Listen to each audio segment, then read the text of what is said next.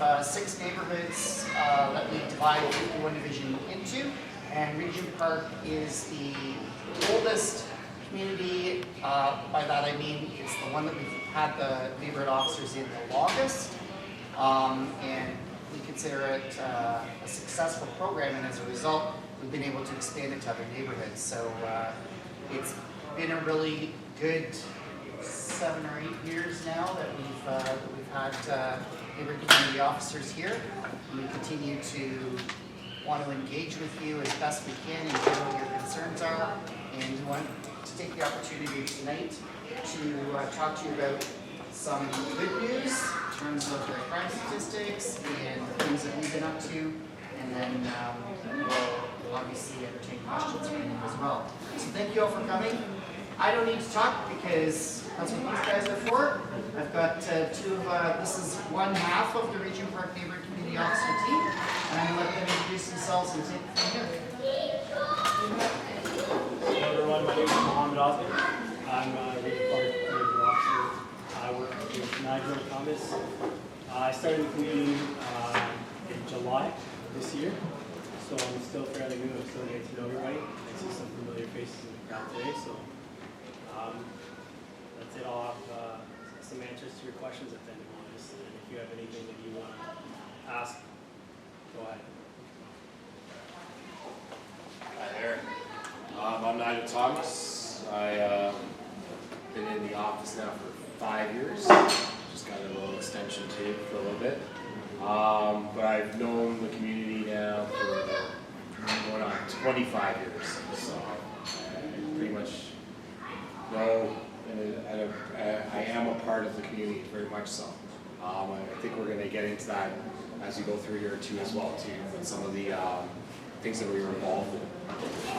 So we're just going to start it off with the, so as the itinerary says, it starts off with the arrest.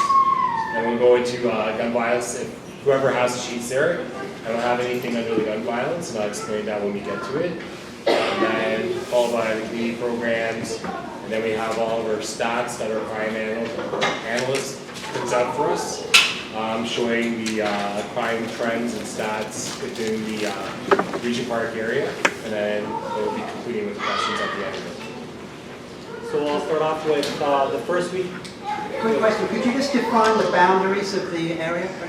Okay, so now there's a city one that does it, and then we do our neighborhood one. So the neighborhood one's been extended for a year and a half now, maybe it was 2 years, where we've pushed up into Cabbagetown further, and we're up to Carleton to the north. We're over to the Don River to the east. We go down to Queen Street to the south, and we're over to Parliament to the west. Thank you. You're welcome. So I'll tell you guys about a significant arrest. This was my first week patrolling Regent Park. It was July 21st, around 9:40 p.m. Nigel was actually off that day. I was with a partner of mine who just worked with me for that week. I observed the vehicle just driving through the neighborhood with his lights off. So I followed the vehicle for a bit, just sometimes people turn their lights on when they first get in the vehicle. He was driving a bit erratic, so I followed him. He was not signaling, he was just going through side streets. He went through Regent, came back on Parliament Street. So I gave him quite a bit of time to turn his lights on, and he didn't. So I stopped the vehicle, went to go talk to the driver, notified him that his lights are off, and he advised that he was in his vehicle. So while talking to him, I observed that he had, I don't know if you guys are familiar with the vape pens, the cannabis. You can't have that while you're driving. So I told the driver he can't have that in his possession while he's operating a motor vehicle. So I asked the driver to step out. He was kind of jumpy with me for a bit. I wasn't really sure. Maybe some people are scared of talking to the police, and I understand that. So I asked him to step out. I noticed, I said, you got to give me the vape. Do you have any more? He said, no, I noticed he had a satchel, but part of our search is we have to seize whatever cannabis or vape that he has on him, just so he doesn't continue the offense. And then as soon as I said we have to search you, he started resisting right off the bat. So I told him, listen, you're not getting arrested. You just have to seize the cannabis that you have. He continued to resist. And at that point, he tried to run away, so I grabbed him. And then we were kind of struggling with him a bit, so I called for more units. My partner had. His friend came as well. And he was like, you know, saying I didn't do anything. And so we eventually managed to get him in cuffs when other units arrived. I grabbed his satchel. And the only thing inside in the satchel was a handgun with an extended magazine and an automatic switch. So for those that are not familiar with the weapons, it's high caliber, so basically it would run off basically 10 rounds in a matter of seconds. So he had nothing else on him, just the firearm and the keys to the car. No ID, and he also had a face mask around his neck. So I'm not sure what his intentions were, but so that happened in July 21st, so that's still before the courts now. And that's just something that we wanted to clarify there. Just to advise, the location of where this individual lives is a neighboring area that this area region has an issue with. The other one that we'll bring up was actually the next day, Friday, July 22nd, 9 a.m. Case in point is the time of day that this happened, 9 a.m. The victim was walking in the area of Queen Street East and Parliament Street, so it was near the Good Shepherd shelter there at 412 Queen. The accused was in the area, so there was a male that was on his motorcycle. He observed our victim and then he followed him for unknown reasons, because in this case, the guy on the motorcycle and our victim do not know each other at all. Complete strangers. So for whatever reason, the guy on the motorcycle had it in for the gentleman that was walking along. So our victim walked up to Shooter Street and continued on. He was coming down towards Sumac Street, and just at that point, guy on the motorcycle, he kept rubbing his engine, and then he ends up getting off of the bike, and then he engages our victim in a verbal argument. And at that point in time, there was some threats that were issued from the person on the motorcycle to our victim, threatening his life. And at that point, he actually reached out and presented a handgun, which was observed by many citizens and then also a parking enforcement officer. So we were contacted, showed up, and the person from the motorcycle was ultimately arrested. It was a loaded firearm, once again. This person is not from this community. But they do have ties to organized crime in another province. So, yeah. So those were the two major things, thankfully, in those, like that, within this area during the summer. As I said, I didn't put anything down for the gun violence slide. Not to say that there isn't any in the entire city or anything like that, and that there's reports of stuff like that. For that, I actually went to one of our other databases, and I pretty much pulled each radio call. So you guys don't have that in the folders or anything like that. So I pulled that out, and it's for like actual shootings. People calling in for shootings and everything, and most of these are what we would call people in crisis that are actually calling and reporting that they're hearing gunshots or that they themselves have been shot, and then upon our attendance and arrival, they're not in any jeopardy or anything, they're not injured, they haven't been fired upon. We also have a lot of occurrences, obviously during the summertime, most of our holidays, that require the use of fireworks. That's generally generates the calls for shootings and sounds of gunshot calls, which a lot of them we've deemed as fireworks being discharged. We did have one that did take place at Parliament Street. Nobody was a victim in that matter, and there was an arrest made, and firearm was recovered. Okay. So I'm just going to interject here and say that probably the entire time that I've been in 51 Division, which is now 8-ish years, this quarter for this community is had the least amount of gun violence than I think any quarter that we've ever had. So from our perspective, that's great news for Regent Park. On the flip side, so for the division as a whole, it's not the category that we want to win in, but it's newsworthy.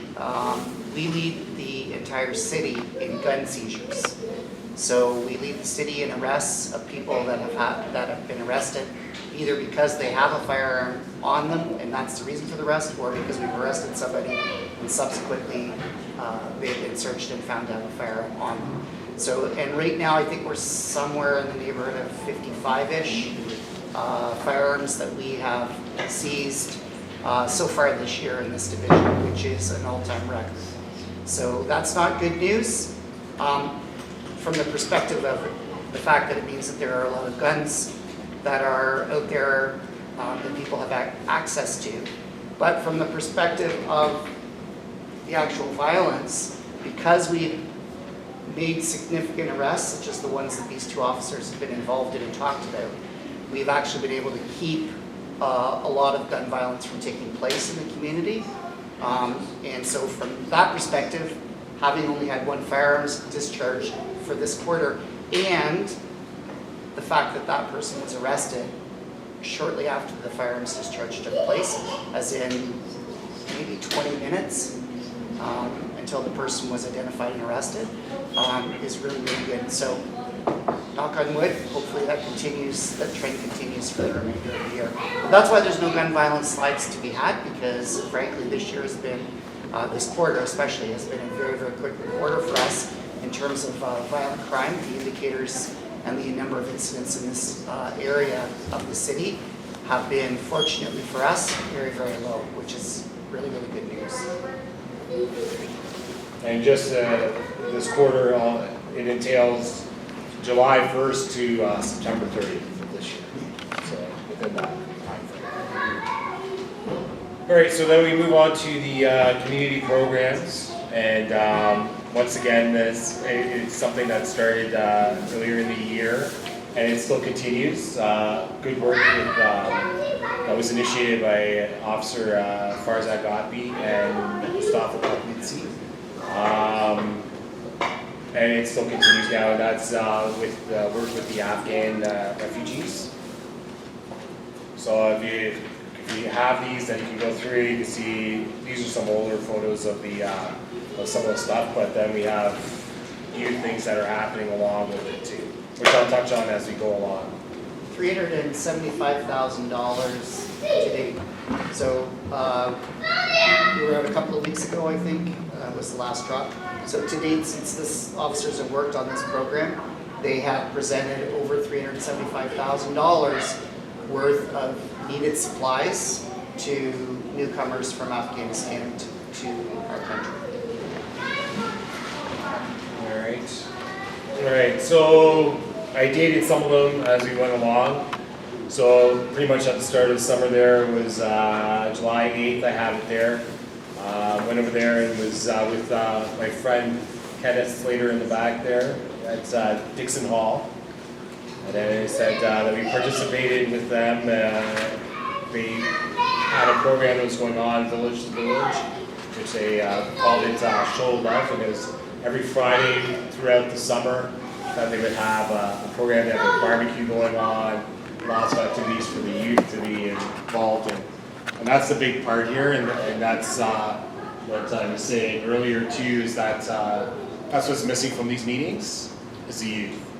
And I don't know how we're going to draw them to start attending, but that's like the important facet of this whole thing, is the youth.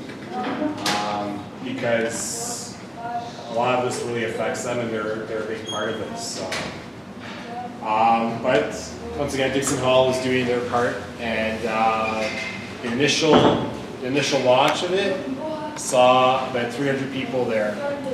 So it was right there, right by the MLSC soccer grounds, and Dixon Hall is right there, and we probably had about 300 people in total during the barbecue and all the games and everything. So it was a really good turnout, and they continued it all through the summer months. I got another one here, which happened on the same day too, which was the Cultural Bazaar. I ran into a few people there too as well too, that I see here, and which was also a launch of the Taste of Regent Park, which is also the launch of Movie in the Park too as well, which takes place in the summer where they put on movies on the big projectors. So everybody from the community's out, families are out enjoying their evening, which is really good. It's amazing. It's amazing to be a part of. That's why Mo, working with Mo when he first came too, he went on and on about how he loves Regent Park and he loved the family aspect of it when he started seeing that. So, we had the July 16th, it was the Regent Park Summer Jam, which was brought back. It was on a hiatus during COVID. Barry Thomas, in conjunction with him, other TCH members, a lot of other community members involved, and it came back, and it was a good turnout. Once again, we had about 400 people come out to that. We had the mounted unit that was here, we had the canine unit that was here, we had the auxiliaries that had the old police cars, the old police vehicles all there. So once again, that's back up and running, and it's good to see because it was going for very strong for many years, and then of course due to COVID it had stopped. Once again, we continued with the assisting with on Sundays with 40 Oak Street with the delivery of meals on behalf of Fred Victor, and then majority of they actually dispense the meals right there for everybody and to sit down and eat, and then some of the meals, a portion of them, we assist other community members to bring them over to 252 Sackville Street, over to the seniors buildings for a lot of people that aren't mobile, able to get over to 40 Oak Street. So we facilitate that, and we actually bring them door-to-door service, bring them right up to their doors. Next one was the another partner in the community. There was a Square Circle.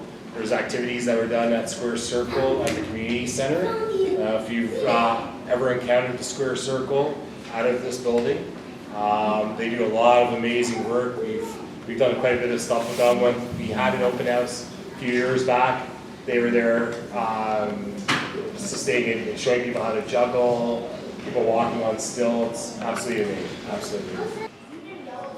I just want to say thanks so much for your good work getting guns off the streets. But this question is to Sergeant Dyke. I'm just looking around here.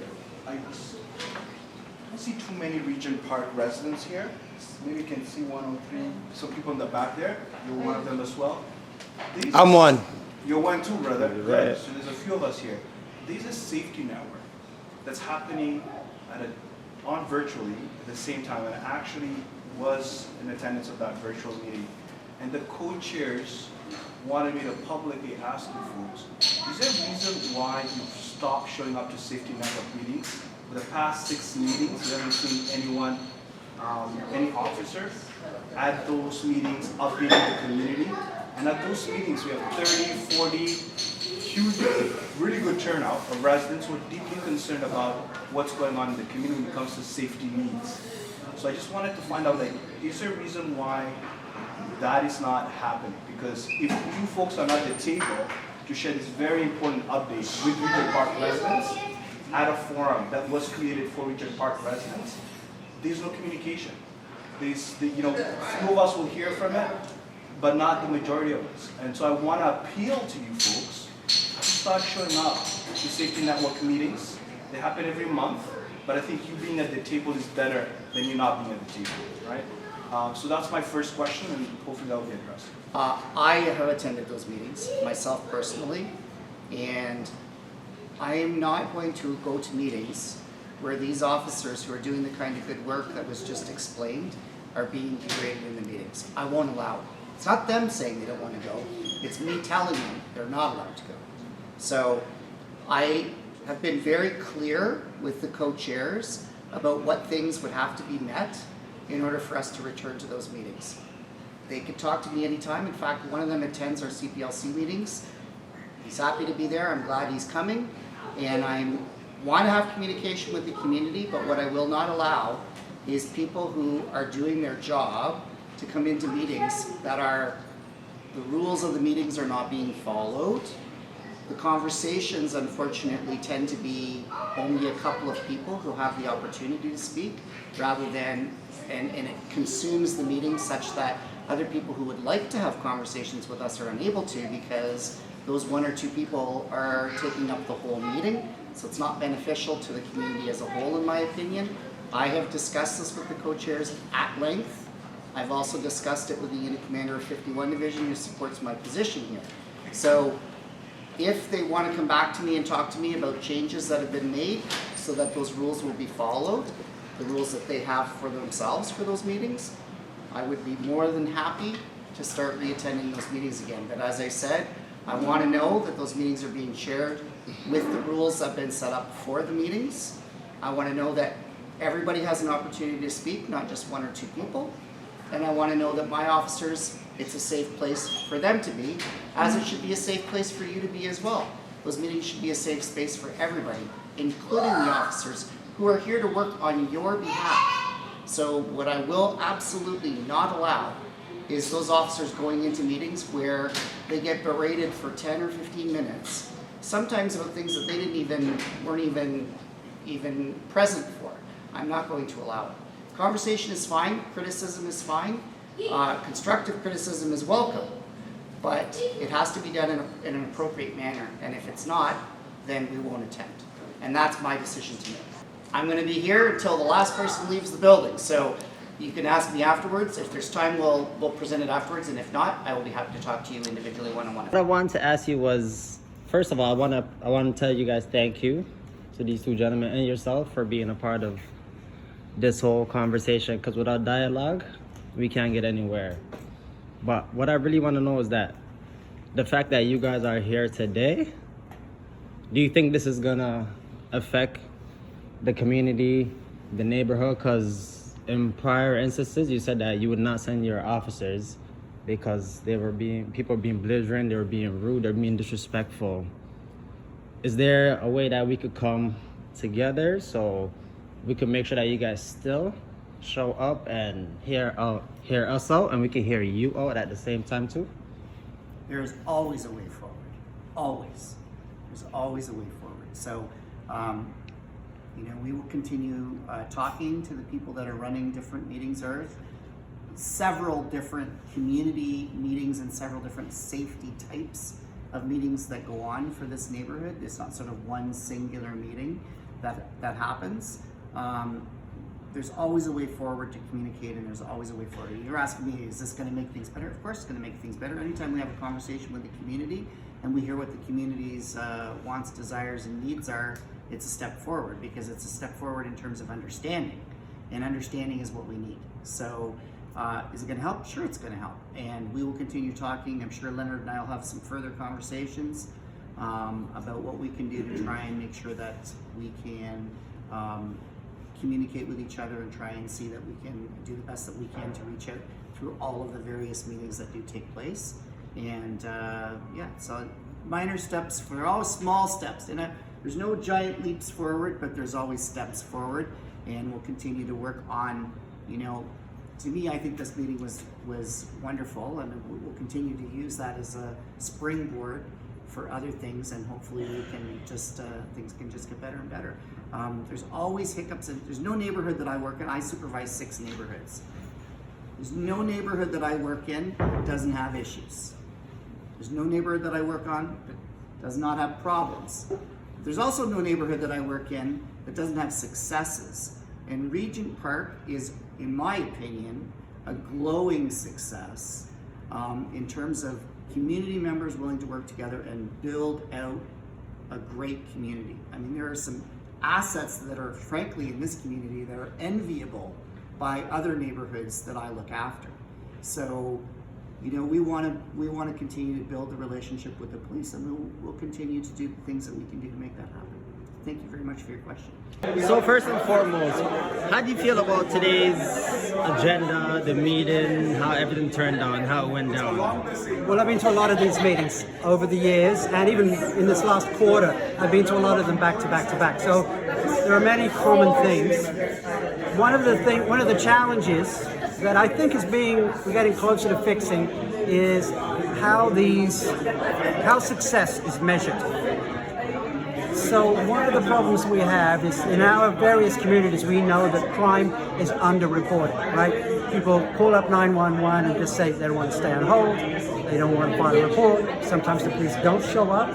Sometimes the event passes and nobody wants to revisit it in the case of an assault or a sexual assault. So we know there is a difference between what we as residents experience and what Police Services Board track in their statistics. And as long as those two numbers are so far apart, it's going to be tough for us to share a common solution. So for example, we're talking about assaults, right? The number of assaults in this neighborhood. There are a bunch of them at around 4 o'clock in the afternoon. We think maybe that's because of youth who don't have enough after-school activities, but even then, that's only the tip of the iceberg because we know there were assaults after hours, after the bars are closed. So I think that maybe, I'm not making any sense here, but the fact is that what we experience as residents and what they experience as crime enforcement officials are totally different things. So it has to go a very long way down the criminal path from being called in on 911 to a police officer being arrived, making an incident report, for the incident report going back to the office, then to be followed up and then entered in as a crime statistic. And so when we experience, let's say 5 or 10 of these experiences, only 1 or 2 trickle down to be measured by the police officers. Does that make sense to you? It does make sense to me. So a lot of this has to do with how we measure things, right? And how we judge whether the police are doing a good job or a bad job. And I don't think we've got, these numbers are helpful, they're a step in the right directions, but I don't think they accurately reflect what's going on right now. For example, one of the statistics in here said there were 0 muggings in the last quarter, 0 robberies. That's false. Well, we know that's not true. And so something's not adding up here. And until those numbers add up, we can't expect for them to do their job properly and for them to meet our needs properly. So that's one of the things I want to focus on as a counselor, is make sure that we're tracking and recording the same things. If they're recording hats and we're recording shoes, we're never going to see eye to eye. So it may sound quite kooky to put it in those terms, but yeah, when you've got 0 robberies and the only assaults are the ones that were reported after school, and no sexual assaults at all, not at all, no, it just doesn't add up to me. So when they say crime is down, what they mean is crime reporting is down, and that's not a good thing, right? Anyway, that's my take on this. But good people here, right? I don't say these are bad people, but maybe we've got a bad system and a bad process. Mr. Kenneth Slater. Yes, sir. My name is Keita Ahmed. Hey, nice to meet you, Peter. Pleasure to meet you. I just wanted to ask you, Ken, Nith, what brought you over here to this forum today? I know the meeting was happening, talking to some of the officers and hearing in the community, but also just wanted to come and see what the energy is in the room pertaining with some of the issues in the community from the police perspective, but also from the community perspective. And were you satisfied with some of the responses that you got? I was definitely satisfied with the police. I knew I was like what I expected, but I was disappointed in the community. It felt like a debate instead of a solution based. You know what I mean? It's very easy to sit back and criticize and critique, somebody or something, but it's a harder thing to put yourself in a position like, what would lead to a solution? So some of the political dance that was going on, to me felt like it wasn't really getting at the issue of community safety, or community concern. It was more so trying to leverage their points to get whatever they're looking for every day. I mean, some of the things that the officers is just an update, so they were just updating. Pretty much, yeah. It wasn't them really kind of debating anything back and forth, but I felt it was a missed opportunity because I think one person was asking about her youth or her wanted to be involved. I didn't catch the whole question, but it was something about these officers being more involved with some of the stuff that she's doing, and where it made it feel like there's a little bit of separation between spaces, but also youth and also workers, it felt like. And, you know, instead of like saying why you're not over here hanging out with myself and the youth, there should be more like how collectively can we work together to create an opportunity so everybody feels like they're under the same umbrella. Instead of feeling like, okay, you know, these workers and these youth are over here, but I got youth and workers over this side. When are you going to give us just as much time as you're giving the workers over and youth over here? It felt like a bit of a tug of war, I guess you could say. You know, and I feel, I didn't know where we were going to go with that kind of energy, but that's what I felt the meeting was more. People more kind of making it a very warish back and forth between the police, not necessarily the officer that's representing here tonight, but more so the system itself, you know what I mean? And I've been in this community long enough to know that's been always the dance. You know, but here we are 2022, it still is the dance.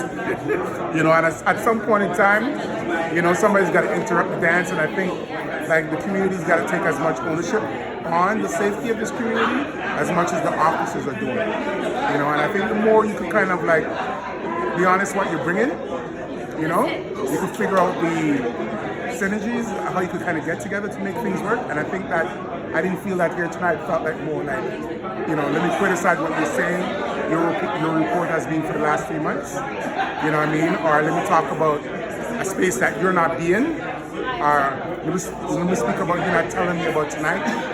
You know, and all those things to me are secondary. The main thing is that we got young people in this community that's feeling unsafe, that's engaging in different behaviors, and the adults of the community is so disconnected from what's happening, and that's the piece that I think we gotta get better. Kenneth, you touched on a whole lot of things, and I can't lie to you, I could not have gotten a better response, but I do agree with you though. It's not the gentlemen that are sitting up here, it's the system, It's a system. that needs to, Yeah. you know? You know what I mean? Like, Yeah. I think some of the energies that was putting out, like,